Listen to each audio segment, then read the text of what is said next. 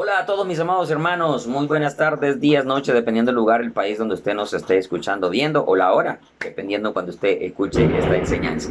Acabamos de escuchar los truenos hablan también, la voz de Dios allí, está lloviendo, gracias a Dios por la lluvia maravillosa que nos regala en este día. Y que bueno, a través de sus bendiciones también tenemos la bendición de poder compartir con ustedes esta hermosa enseñanza. Estamos hablando entonces de las 70 semanas que habló el profeta Daniel, especialmente la semana número 70. Cuando hablamos de esta semana número 70, recuerde que estamos hablando de eventos que sucederán en la tierra directamente con la nación de Israel, pero que en este caso incluyen en todo el mundo, eventos que van a estar sucediendo porque serán los juicios de Dios los que se verán en esta semana número 70. Espero ser, como siempre he dicho, de una manera fácil, sencilla, hacerme entender para que usted comprenda la enseñanza, la asimile, la guarde y también pueda transmitírsela a otro. Recuerda suscribirte a este canal PS. Leonel Gamarra. Hoy vamos a hablar de los dos testigos, estos dos personajes muy interesantes que la Biblia nos enseña en el libro de Apocalipsis y que van a estar precisamente actuando dentro de esta semana número 70 o gran tribulación. Bien, ¿sobre quiénes serán estos dos personajes? Que, repito una vez más, son de gran importancia, se difiere al respecto acerca de algunos nombres. Sin embargo, se coincide también en la mayoría de ellos con dos nombres muy específicos. Algunos aluden a Enoc como posible candidato para uno de estos dos testigos, también a Elías, también a Moisés, incluso algunos llegan a aludir a Juan el Bautista. En este caso, la posición de este servidor alude a Elías y a Moisés, o a Moisés y Elías, como usted quiera darle el orden allí. Pero antes de ello vamos a estar mirando y analizando estos cuatro personajes que son en sí como los más opcionados por diferentes servidores que escudriñamos, estudiamos la palabra, pero que la mayoría coincidimos en Moisés y Elías. Vamos a hablar entonces de Enoc, de Juan, por las razones por las cuales se manifiesta que pueden ser de estos candidatos, pero también voy a hablar de las razones por las cuales considero que pueden ser Moisés y Elías. Muy bien. Los que afirman que Enoc puede ser uno de sus candidatos, obviamente están tomándolo porque Enoc fue llevado al cielo para no ver muerte, dice Génesis 5, 22 al 24, y caminó Enoc con Dios después de que engendró a Matusalem 300 años y engendró hijos e hijas. Obsérvese que caminó con Dios. Recuerde que para irnos con el Señor hay que estar caminando con Él. Y fueron todos los días de Enoc 365 años. Caminó pues Enoc con Dios y desapareció porque le llevó Dios. Este no es un personaje muy importante, muy interesante, aunque no conocemos mucho de su vida, ¿sí? Es interesantísimo porque el Señor a través de la vida de Enoc nos anunció un evento maravilloso que es el arrebatamiento antes de la gran tribulación, así como Enoc fue llevado al cielo antes de que el Señor trayera el diluvio en esa época. En Hebreos capítulo 11 versículo 5 dice, por la fe Enoc fue traspuesto, llevado, alzado, elevado hacia los cielos para no ver muerte. Y no fue hallado porque lo traspuso Dios. Antes que fuese traspuesto, tuvo testimonio de haber agradado a Dios. Recordemos que esas cosas debemos de cumplirlas también. Sin embargo, considero que no es ese candidato de los que podemos estar mencionando, toda vez que las características que nos hablan los dos testigos no coinciden precisamente con lo que Enoc vivió, lo que Enoc hizo durante su vida. Aunque repito, se sabe muy poco de él, por lo que la Biblia nos deja conocer, más allá de que se habla de un libro apócrifo, pero yo no baso nada en libros apócrifos y de hecho no estoy interesado en sustentar absolutamente nada. No soy como otros predicadores que sustentan algún tipo de opinión o punto de vista en libros apócrifos. La verdad, eso no debe ser parte de nuestra vida para sustentar enseñanza. Nosotros debemos sustentar realmente lo que podemos soportar aquí con la escritura. Lo que no está acá, hermano, no nos inventemos cosas para que no terminemos nosotros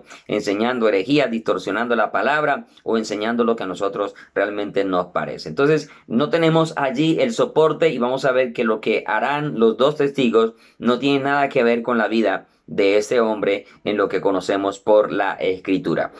Otros piensan que otro de esos candidatos es el apóstol Juan, ya que Jesús le respondió a Pedro: si yo quiero que él quede hasta que tú venga, a ti que leámoslos. En San Juan capítulo 21 del 20 al 23 dice: volviéndose Pedro, vio que le seguía el discípulo a quien amaba Jesús, el mismo que en la cena se había recostado al lado de él o al pecho, y le había dicho: Señor, ¿quién es el que te ha de entregar? Cuando Pedro le vio, dijo a Jesús: Señor, ¿y qué de este? Y a Pedro, interesado en conocer cosas de otro, Jesús le respondió, Jesús le dijo: si quiero que él quede hasta que yo venga, ¿qué a ti? Sígueme tú. Lo que decía, el Señor le está diciendo que le interesa lo que yo voy a hacer con el otro. Venga usted y haga lo que yo quiero que usted haga. Haga lo que yo quiero cumplir a través de su vida. Eso es lo que a nosotros nos tiene que interesar. Este dicho, mire, se extendió entre los hermanos que aquel discípulo no moriría. Pero Jesús no le dijo que no moriría, sino que si quiero que él quede hasta que yo venga, ¿qué a ti? ¿Cierto? Jesús no está diciendo que no iba a morir, si quería que quedara, pero mire cómo se van entendiendo las cosas. Por eso es interesante que nos fijemos siempre en lo que se dice, en lo que se expresa, para que nosotros no vayamos a descontextualizar palabras que realmente no se dijeron. Jesús no dijo que no iba a morir, mas sin embargo ya se extendió el dicho entre los hermanos de que aquel discípulo no moriría. ¿Sí? Además de eso, en el libro de Apocalipsis se dice que Juan debía de profetizar todavía a pueblos, lenguas y reyes. Entonces, ahí se basan tanto en lo que Jesús dijo como en esto que sigue en Apocalipsis capítulo 10, cuando estamos hablando allí de los 7 truenos. ¿Sí? Dice allí el apóstol Juan en Apocalipsis 10 del 8 al 11, dice: la voz que oí del cielo habló otra vez conmigo y dijo: ve y toma el librito que está abierto en la mano del ángel que está en pie sobre el mar y sobre la tierra. Y fui al ángel diciéndole que me diese el librito. Y él me dijo: toma y cómelo, y te amargará el vientre, pero en tu boca será dulce como la miel.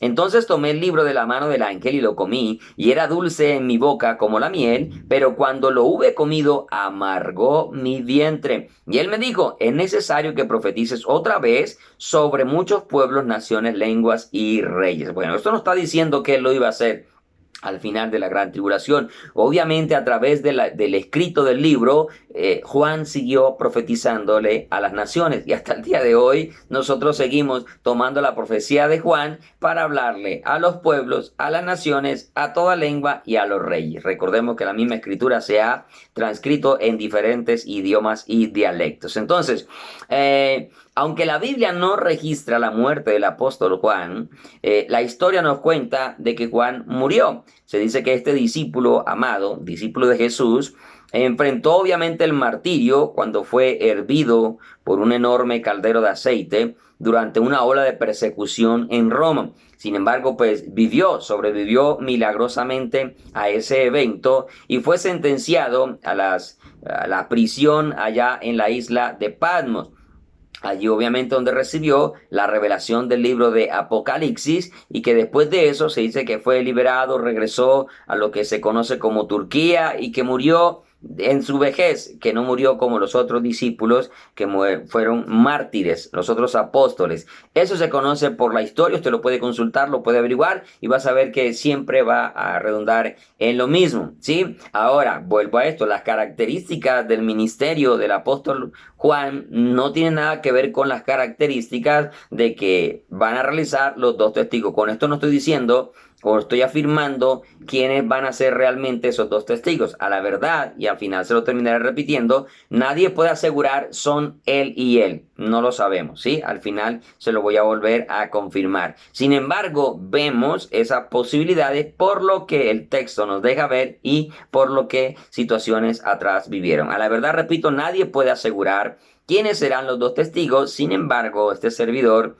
cree que son Moisés y Elías, y más adelante analizaremos esas características por qué. Vamos a ir ahora a Apocalipsis capítulo 11. Voy a leer del versículo 3 en adelante y vamos a ir analizando un poco esos versículos. Los dos testigos profetizarán por un tiempo de 3 años y medio. Eso es un tiempo establecido que ya está fijado para ellos cuando se manifieste.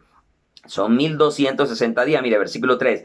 Y daré a mis dos testigos que profeticen por 1260 días vestidos de cilicio. Esos 1260 días equivalen a 42 meses en meses de 30 días y 42 meses equivalen a 3 años y 6 meses. 3 años y medio. Entonces, ellos ya tienen establecido el tiempo de su ministerio, el tiempo de su profecía, de lo que van a ejecutar acá, en medio de toda esa situación que el mundo va a estar viviendo de la gran tribulación, pero obviamente específicamente desde Jerusalén y vestidos de cilicio, porque obviamente lo que van a hacer es doloroso, es triste, tanto lo que van a ejecutar como los juicios de Dios y todo lo que van a hacer, como también lo que ellos mismos van a vivir, porque terminarán siendo vencidos, aunque esa derrota se convierte en una victoria contundente al final. Entonces, ellos profetizarán por 3 años y medio. Estos dos testigos habían sido profetizados desde el Antiguo Testamento. Mire, versículo 4, Apocalipsis 11.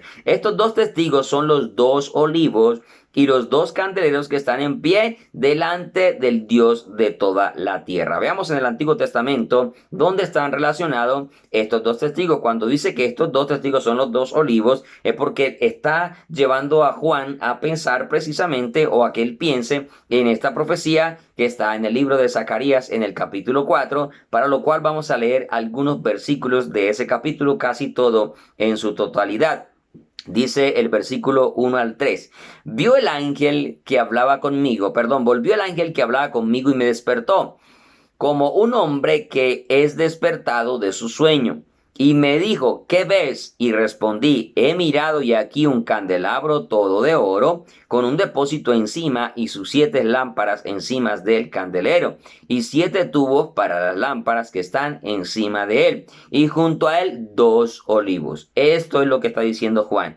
Apocalipsis. Estos son los 2 olivos, el uno a la derecha del depósito y el otro a su izquierda. El candelero que está hablando acá y las lámparas nos están hablando del Espíritu Santo y de los ojos de Dios que recorren toda la tierra. Obviamente Zacarías no comprendía esas cosas, pero mire, leamos el versículo 6.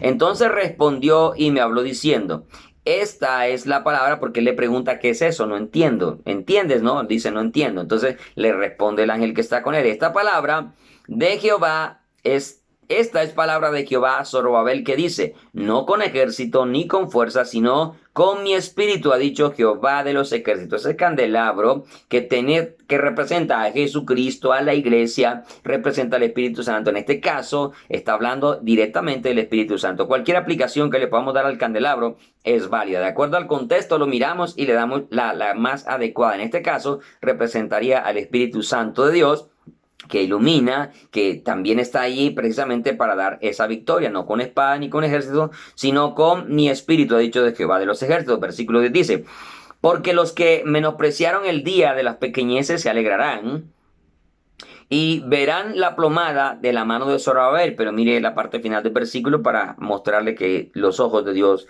número 7, habla de Dios, de que es perfecto, de que mira, controla, vigila, etcétera. Dependiendo si habla de los 7 ojos, de los 7 cuernos, de los 7 espíritus, está hablando de un dominio, de un poder absoluto, control, dependiendo de ello. En este caso, está hablando de que Dios es omnisciente, de que todo lo ve. Dice, estos 7 son los ojos de Jehová, que recorren toda la tierra. Sabemos que ante los ojos de Dios todo está abierto, está desnudo. Los 2 olivos obviamente están representando a los 2 testigos. Por eso en Apocalipsis se dice, estos son los 2 olivos. Mire, Zacarías 4, versículo del 11 al 14. Hablé más y le dije, ¿qué significan estos 2 olivos? A la derecha del candelabro y a su izquierda. Hablé aún de nuevo y le dije, ¿qué significan las 2 ramas de olivo por medio de los tubos de oro que vierten aceite, de sí aceite como oro? Vuelvo y lo leo porque estoy como enredado para leer hoy. Habló aún de nuevo y le dije, ¿qué significan las 2 ramas de olivo que por medio de 2 tubos de oro vierten de sí aceite como oro? Y me respondió diciendo, ¿no sabes qué es esto? Y dije, Señor mío, no. Y él dijo, estos son los 2 ungidos que están delante del Señor de toda la tierra. Recordemos que ya ni Moisés ni Elías, obviamente Enoc tampoco, estaban en esta tierra porque Dios los había trasladado. Y ya le voy a decir, aunque Moisés murió, Dios también tiene que ver con la sepultura de Moisés. Vamos entonces a mirar por qué, volviendo ya para la respuesta de por qué creo de que son Moisés y Elías los dos testigos de Apocalipsis. La respuesta es sencilla, porque las cosas que harán estos dos personajes importantes coinciden con las mismas señales que tanto Moisés como Elías ejecutaron en sus ministerios cuando estaban en vida. Pero antes de mirar esas señales, debemos de analizar algunos aspectos importantes primero y que le quiero mencionar. Moisés murió, es cierto que Moisés murió y está establecido para los hombres que mueran una vez, entonces sería una razón para decir no puede ser Moisés porque ya él murió, pero recordemos que Dios también hizo resurrecciones en personas que ya habían muerto una vez y volvieron y resucitaron, ¿cierto? Entonces ese no sería un problema para el Señor. ¿Por qué? Porque ellos resucitaron y volvieron a morir y tienen que volver a resucitar. Entonces, Moisés murió una vez, Dios lo puede volver a la vida, lo matan por segunda vez y ya cuando vuelve a la vida, ahí sí vuelve para no volver a morir nunca jamás. Porque en esa resurrección, así que podemos, ya esto es algo que yo me imagino, ¿de acuerdo? Porque la Biblia no está diciendo que Moisés va a resucitar para venir a ser parte de los dos testigos. No, pero para que suceda de alguna manera tiene que volver a la vida, ¿cierto? Y vuelve siendo Moisés, si fuera Moisés, vuelve a la vida, pero no volvería obviamente con un cuerpo transformado porque lo vuelven a matar y después de que seamos resucitados la muerte, después de que seamos resucitados para vida eterna, ya la muerte no se enseñorea de nosotros. Vuelvo a esto, Jesús resucitó a varias personas, entre ellos a Lázaro, pero no lo resucitó para la vida eterna, porque esas personas no resucitaron con un cuerpo transformado. Puede que con Moisés suceda lo mismo, se levanta de los muertos con un cuerpo todavía normal como este para cumplir con ese propósito y luego cuando ya se levanta de esa segunda muerte, ahí sí se levanta para vida eterna y ahí es donde el Señor los hace subir nuevamente allá. Entonces, volviendo acá, mire, Moisés murió, pero fue sepultado por Dios y lo más tremendo es que nadie sabe dónde fue sepultado. ¡Qué misterio tan tremendo! Nosotros acá podemos decir que Moisés lo enterró Dios para que el pueblo no lo idolatrara. Bueno, a la final el pueblo siempre siguió siendo idólatra porque idolatró hasta la serpiente que él levantó y muchas otras cosas más, el pueblo se volvió a la idolatría. Sí, podría ser una razón válida en decir que por eso el Señor no dejó que fuera sepultado, que su tumba estuviera entre nosotros, entre el pueblo pues de Israel, para que el pueblo no lo idolatrara. Pero con eso no se estaba o no se iba a evitar realmente una idolatría. Yo creo que son propósitos mucho más allá. Mira, Deuteronomio capítulo 34, del 4 al 6, dice así: y dijo Jehová, esta es la tierra, está hablando a Moisés, que juré a Abraham, a Isaac y a Jacob, diciendo, a tu descendencia la daré. Te he permitido verla con tus ojos, mas no pasarás allá. Nosotros ya sabemos la razón por la cual no entró allá, porque Dios le dijo, ábrele a la roca, no le habló, sino que la golpeó, y por esa razón no le dio la gloria a Dios, y obviamente Dios le impidió entrar. Y murió allí Moisés, versículo 5, siervo de Jehová, en la tierra de Moab, conforme al dicho de Jehová.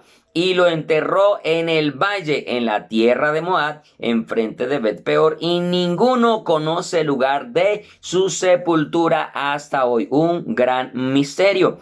Mire, y es tan misterioso a una muerte de Moisés que el mismo Satanás estaba interesado en el cuerpo de Moisés. La razón por la cual estaría interesado Satanás, pues nosotros no la conocemos, pero déjeme decirle que yo creo que Satanás estaba interesado porque Satanás siempre ha sido alguien que quiere estorbar a los planes de Dios. Quiere siempre estorbar a los planes de Dios. Mire, cuando Jesús vino a la tierra, Satanás quiso estorbar los planes de Dios al querer matar a Jesús siendo niño, ¿cierto? O sea, el diablo trata de oponerse a los planes de Dios, trató de destruir a la nación de Israel, al mismo Moisés trató de destruirlo, porque obviamente no directamente a Moisés, pero mandaron a matar a todos los varones, nacían varones y estaban sentenciados a muerte.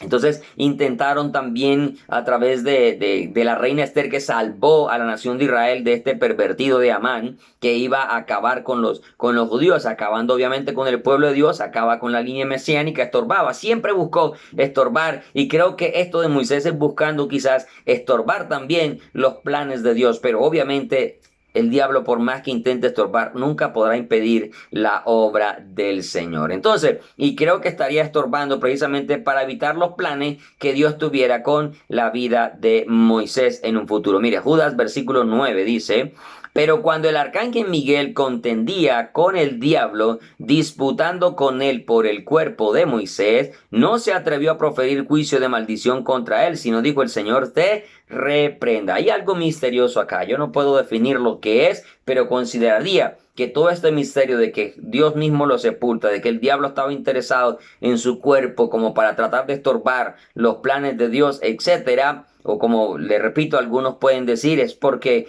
quería que se idolatrara el cuerpo de Moisés. Bueno, en fin, igual el pueblo siguió siendo idólatra, ¿cierto? Pero yo voy siempre más allá. Considero de que quizás él estaba buscando impedir algo que él mismo estaba conociendo, por lo que también ya estaba escrito y porque el diablo estuvo también en ese lugar maravilloso donde Dios creó absolutamente los ángeles, y desde allá pues se da el inicio para toda criatura en el universo entero. Entonces él conoce también mucho de los planes, de las cosas que ya están escritas. Obviamente el diablo no conoce todo, no sabe todo, pero él busca estorbar los planes de Dios porque sabe que Dios tiene planes para vida eterna, la cual ya él no puede heredar, ya no puede recibir. ¿Por qué? Precisamente porque su corazón se enalteció y quiso ser igual a Dios. Pero bueno, ese no es el tema. Volviendo acá, ¿cierto? Entonces Moisés, repito, murió, pero fue sepultado por Dios y no se sabe el misterio de su sepultura, no conocemos el lugar, no se sabe, Dios lo hizo. Entonces creo que lo hizo con el propósito de volverlo a traer nuevamente al final de los tiempos. Ahora, hablando ahora de Elías, Elías fue llevado al cielo sin ver muerte. Por esa razón también consideramos que vuelve a actuar directamente en la gran tribulación. Mire, Segunda de Reyes 2, del 9 al 12, dice lo siguiente: cuando iban pasando, Elías dijo a Eliseo: pide lo que quieras que haga por ti, antes que yo sea quitado de ti. Y dijo Eliseo: te ruego que una doble porción de tu espíritu sea sobre mí. Él dijo: cosa difícil has pedido. Si me vieres, cuando fuere quitado de ti, te será hecho así, mas si no, no. Y aconteció que yéndose ellos y hablando, he aquí un carro de fuego con caballos de fuego apartó a los dos, y Elías subió al cielo en un torbellino. Viéndolo, Eliseo clamaba: Padre mío, carro de Israel y su gente de a caballo, y nunca más le vio. Y tomando sus vestidos, lo rompió en dos partes. Bien, entonces aquí vemos que Elías no murió y que por lo tanto debería morir para que se cumpla la ley de lo que está establecido: muera por una sola vez. Pero ahora no significa de que eso sea realmente así, porque Dios en su soberanía, Él puede hacer como Él quiere. Mas sin embargo, repito una vez más, yo considero y creo que pueden ser Moisés y Elías. Una razón más por la cual creo también que van a ser ellos es porque Moisés y Elías aparecieron en la transfiguración de Jesús. Veámoslos en Mateo 17, del 1 al 5. Miren, no desapareció, pero no se vuelve a mencionar absolutamente nada de ellos. Moisés, a pesar de haber muerto, y Elías, a pesar de haber sido llevado al cielo, aparecen en un evento tan trascendental en la obra redentora de Jesucristo, en su vida y en su tiempo ministerial, que a propósito fue de unos 3 años y medio también el ministerio de Jesús. ¿Sí?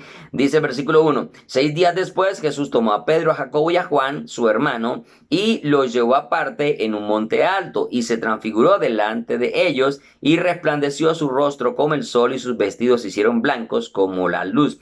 Y aquí les aparecieron Moisés y Elías. Obviamente Moisés y Elías representa el cumplimiento de la ley y los profetas, que para la nación de Israel es de gran importancia porque no han aceptado al Mesías, al nuevo pacto, y ahí están viendo el antiguo pacto completo con Moisés y con Elías, en cumplimiento de ley y cumplimiento de profetas. Entonces vieron que aparecieron Moisés y Elías hablando con él. Entonces Pedro dijo a Jesús: Señor, bueno es para nosotros que estemos aquí. Si quieres, hagamos aquí 3 enramadas, una para ti, otra para Moisés y otra para Elías. Mientras él aún hablaba, una nube de luz los cubrió, y aquí una voz de la nube que decía: este es mi Hijo amado, en quien tengo complacencia, a él oíd. Él es el cumplimiento de la ley de los profetas, a él es el que deben de escuchar ahora, porque él vino a cumplir lo que dijo Moisés y lo que dijo Elías. Mas, sin embargo, es un evento extraordinario y que considero también que si Dios los tuvo en cuenta a ellos para tenerlos, para manifestarlos allá en la transfiguración, pueden ser los mismos que van a ser manifestados, allá en la transfiguración de Jesús, van a ser los mismos que pueden ser manifestados en medio de la gran tribulación a la nación de Israel. Ahora, si bien es cierto, antes de la venida de Jesús vino un Elías, el cual fue Juan el Bautista, creo firmemente que antes de la segunda venida vendrá otro Elías, tanto uno verdadero como uno falso.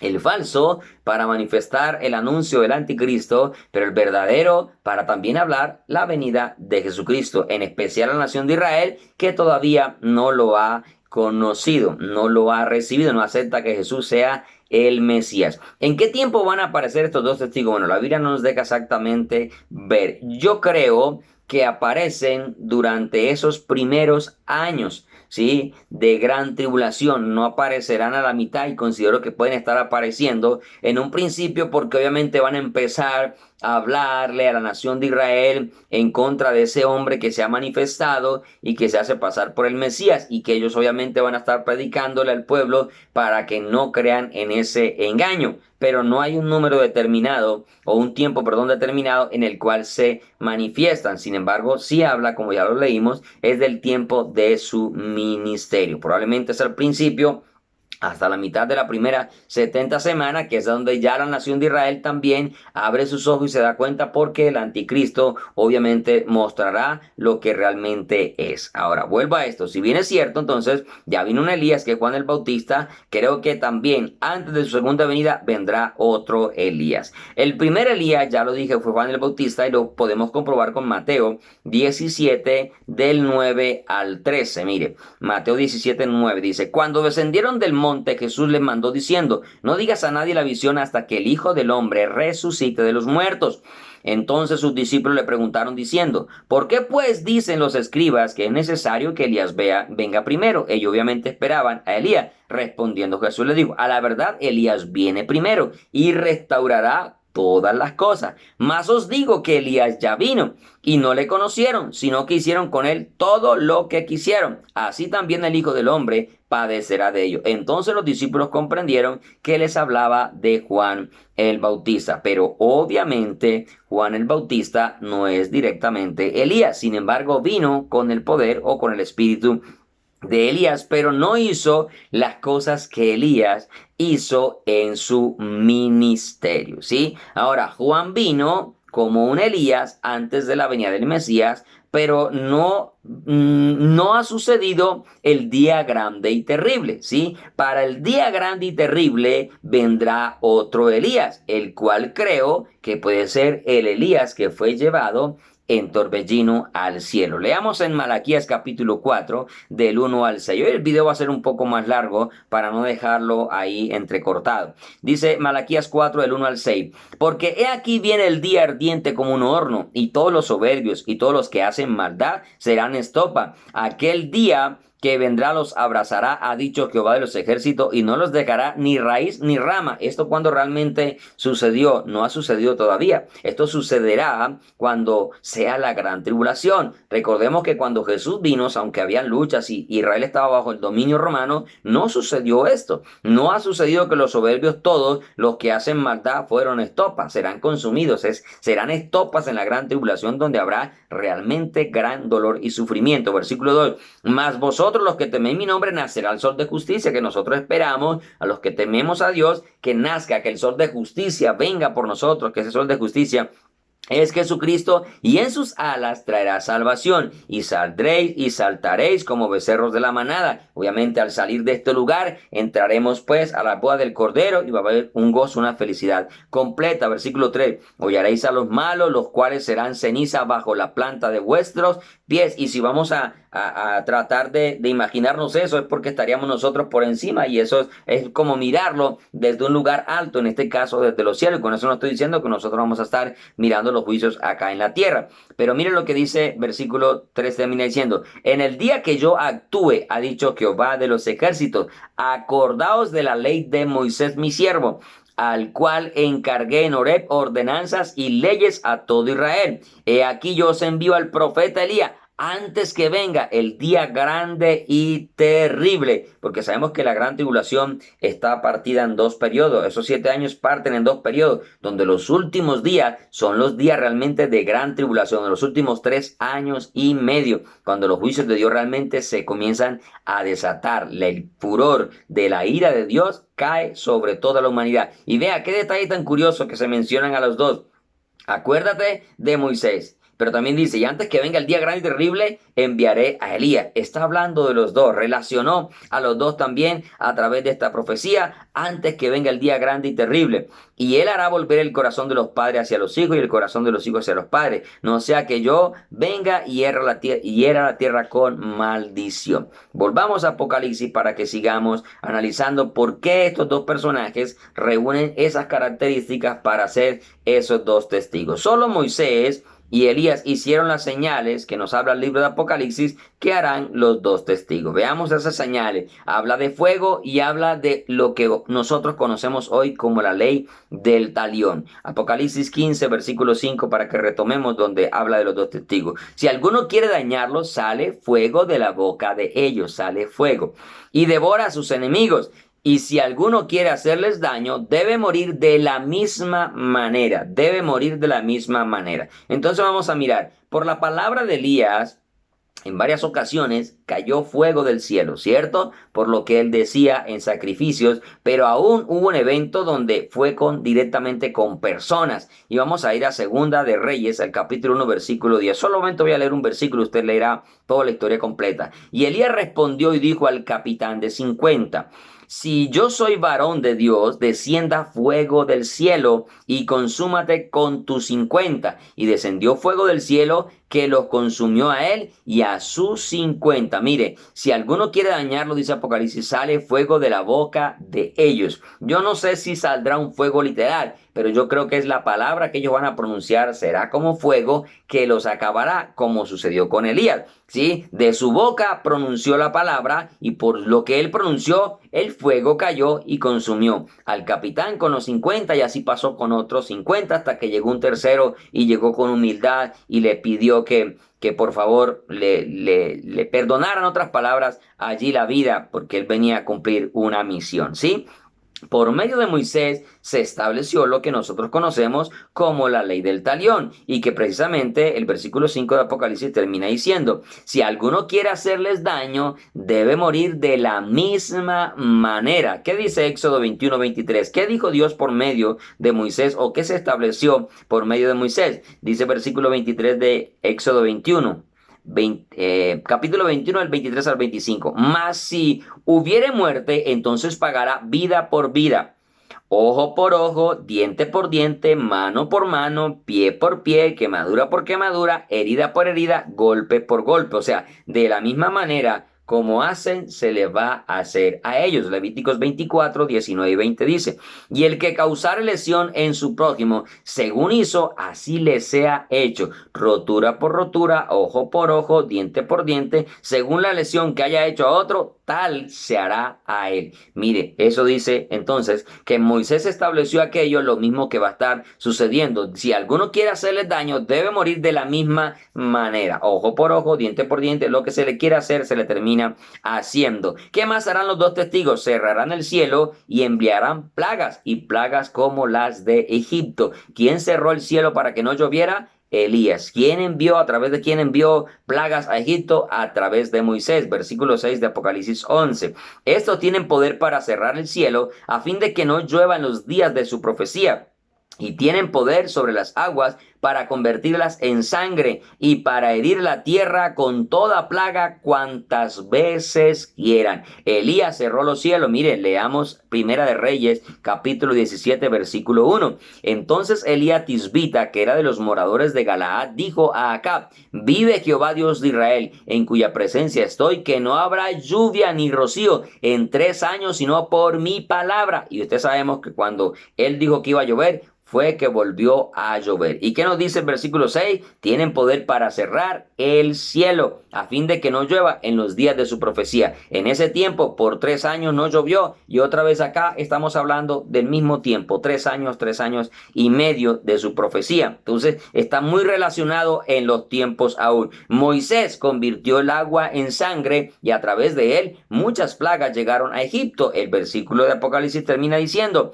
tienen también poder sobre las aguas para convertirlas en sangre y para herir la tierra con toda plaga cuantas veces quiera. Mire, leamos Éxodo 7, 19 y 20. Y dice: y Jehová dijo a Moisés: di a Aarón, toma tu vara y extiende tu mano sobre las aguas de Egipto, sobre sus ríos, sobre sus arroyos, sobre sus estanques, sobre todos sus depósitos de agua, para que se conviertan en sangre, y haya sangre por toda la región de Egipto, así en los vasos de madera como en los de piedra. Y Moisés y Aarón hicieron como Jehová le mandó, y alzando la vara golpeó las aguas que había en el río en presencia de Faraón y de su siervo, y todas las aguas que había en el río se convirtieron en sangre. Moisés hizo eso. Obviamente el que extiende es Aarón, pero Dios le dijo a Moisés, le había dicho: tú serás como Dios para él. Y a través de Moisés, mire, fue que Dios hizo todo esto. Leámoslos en Deuteronomio 34 del 10 al 12. Estoy como enredado hoy. Deuteronomio 34 del 10 al 12. Y nunca más se levantó profeta en Israel como Moisés, a quien haya conocido a Jehová cara a cara.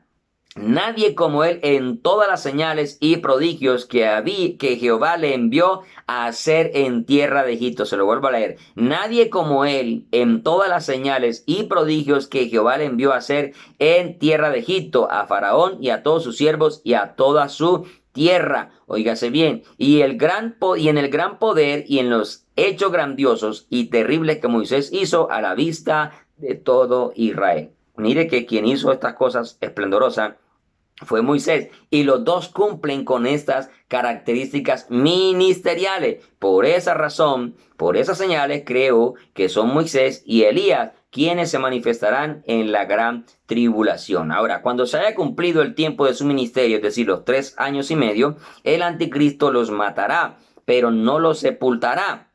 Los dejará a la vista del pueblo y las naciones se alegrarán. Leamos el versículo 7 de Apocalipsis 11. Cuando hayan acabado su testimonio, la bestia que sube del abismo hará guerra contra ellos, los vencerá y los matará. Versículo 8. Sus cadáveres estarán en la plaza de la grande ciudad, que en sentido espiritual se llama Sodoma y Egipto, donde también nuestro Señor fue crucificado. ¿Cómo estará en esa época Israel, que el Señor le está diciendo acá que será como Sodoma y Egipto, perversa, mundana, como algo terrible, nunca imaginado? Versículo 9. Y de los pueblos, tribus, lenguas y naciones verán sus cadáveres por 3 días y medio, es decir, un día por año se lo está dando, ¿sí? Un día por año, esa victoria, entre comillas, de ellos. Digo entre comillas porque esa victoria del anticristo se convierte en una derrota al final, porque el Señor lo resucita. Entonces, 3 años y medio se estuvieron profetizando, 3 días y medio quedan en la plaza muertos a la vista de todos. Y no permitirán que sean sepultados. Ellos gozarán, disfrutarán, se alegrarán porque los vencieron. Y los moradores de la tierra, mire, se regocijarán sobre ellos y se alegrarán y se enviarán regalos unos a otros, porque estos 2 profetas habían atormentado a los moradores de la tierra. Ellos estaban felices porque ya creía que habían alcanzado la victoria, pero esa victoria que era para ellos contundente termina convirtiéndose en una derrota, porque a los 3 días y medio resucitarán y subirán al cielo vivos, y la gente se asombrará. Versículo 11 y 12 dice: pero después de 3 días y medio entró en ellos el espíritu de vida enviado por Dios. Solo Dios puede resucitar a los muertos. Y se levantaron sobre sus pies, y cayó gran temor sobre los que lo vieron, y oyeron una gran voz del cielo que les decía: subid acá. como la voz que Juan escuchó en el capítulo 4. Y subieron al cielo en una nube y sus enemigos los vieron. Su ascensión al cielo será tan tremenda y tan poderosa que un terremoto destruirá el 10% de la ciudad y matará a 7,000 personas. Óigase bien, 7,000, para que vea que va con el número de Dios. 7, número de perfección, y aún 7,000, que son esos 7,000 años de historia de la humanidad, para que luego venga el tiempo del juicio final. Versículo 13 dice, y en aquella hora hubo un gran terremoto y la 10ª parte de la ciudad se derrumbó y por el terremoto murieron en número de 7,000 hombres y los demás se atemorizaron y dieron gloria al Dios de los cielos. Entonces, si bien es cierto, voy a concluir ya esta pequeña enseñanza, si bien es cierto, no podemos afirmar literalmente que sean Moisés y Elías, lo cierto es que las señales apuntan efectivamente a ellos dos. Ahora, aunque no sean ellos, obviamente vienen con el mismo espíritu que sirvieron Moisés y Elías, que es el Espíritu de Dios. Porque al final, quien hace todas las cosas es el Espíritu Santo de Dios, obrando a través de nuestras vidas. Yo sigo creyendo y pensando que pueden ser ellos dos, pero no puedo tampoco afirmarlo que así sea. Lo que es cierto es que vendrán con el poder y el espíritu de Moisés y Elías. No de ellos como tal, sino el que reposaba en ellos. Recuerda que eso es una frase que se usa para hacerlo entender, como dijo Eliseo, que una doble porción de tu espíritu sea sobre mí, pero realmente la porción que estuvo fue la del Espíritu Santo en la vida de Eliseo. Entonces es el Espíritu de Dios el que va a obrar, por eso el candelero aparece en la mitad de los dos, porque es a través del Espíritu Santo de Dios que se hace esta obra tremenda a través de estos dos personajes. Espero que esta enseñanza haya sido de bendición para su vida. Recuerda también compartirla, publicarla en los diferentes estados, redes sociales, suscribirte también. Te mando un abrazo grande a la distancia y perdóname, no sé, como que estoy un poquito enredado en la lectura, pero espero haber sido claro con la enseñanza. Que Dios te bendiga. Un gran abrazo a la distancia. Se te ama en Cristo Jesús. Shalom y Maranata, que es paz. Y el Señor viene. Amén.